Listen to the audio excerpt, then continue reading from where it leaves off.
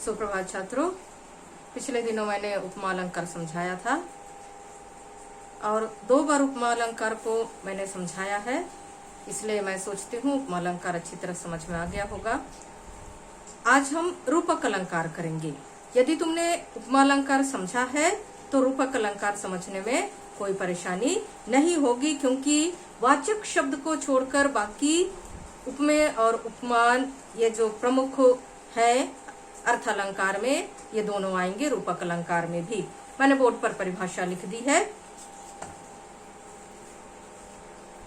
रूपक अलंकार जहां प्रस्तुत उपमेय, मैंने उपमेय समझा दिया था उपमा अलंकार के पढ़ाते समय ही, और अप्रस्तुत उपमान यानी प्रस्तुत जो हमारे समक्ष है और अप्रस्तुत जो हमारे समक्ष नहीं है। तो जहां उपमेय और उपमान में बहुत अधिक समानता के कारण, बहुत अधिक समानता होने के कारण दोनों को एक समझ लिया जाता है, यानी दोनों को एक जैसा समझा जाता है। अर्थात उपमेय पर उपमान का आरोप कर दिया जाता है, यानी उपमेय पर उपमान यानी उपमेय को उपमान का रूप दिया जाता है।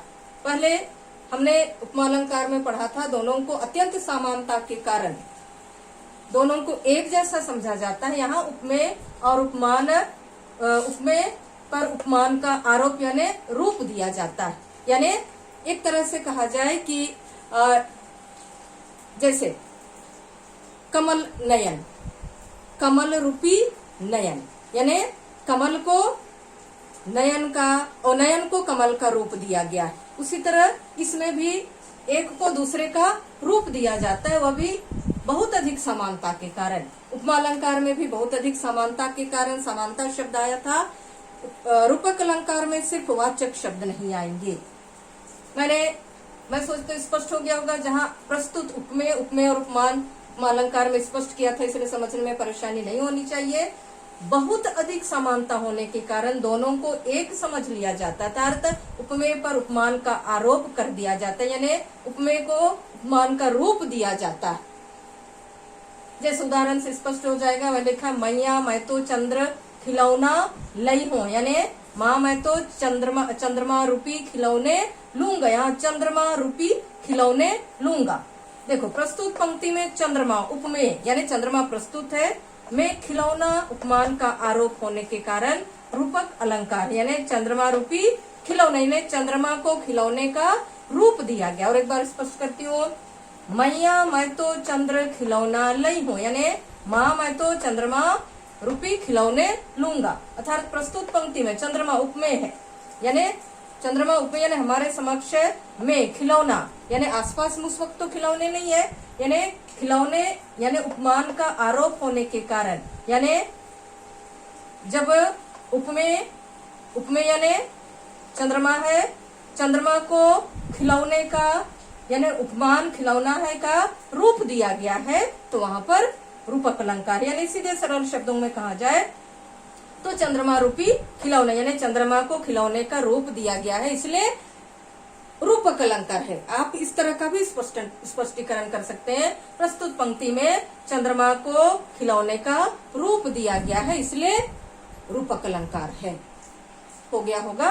उसके बाद दूसरा उदाहरण हमने लिखा है, आए महंत वसंत। प्रस्तुत पंक्ति में महंत उपमेय है, में वसंत उपमान का आरोप होने के कारण रूपक अलंकार है। यहाँ महंत मतलब मठों में रहने वाले मठाधीश, यानी मठों के श्रेष्ठ व्यक्ति। तो आए महंत वसंत, वसंत ऋतु के विषय में सबको मालूम है। वसंत का सौंदर्य अनुपम होता है, रमणीय होता है, मनोरम होता है। और वसंत ऋतु में भिन्न भिन्न प्रकार के फूल खिलाते हैं, वृक्षों में नई पत्तियां आ जाती हैं, कोमल पत्तियां आती हैं, कोई कोमल पत्ते हरे, कोई लाल, कोई थोड़े पीले। तो इस तरह प्रकृति पूरी तरह से सुंदरता से परिपूर्ण हो जाती है।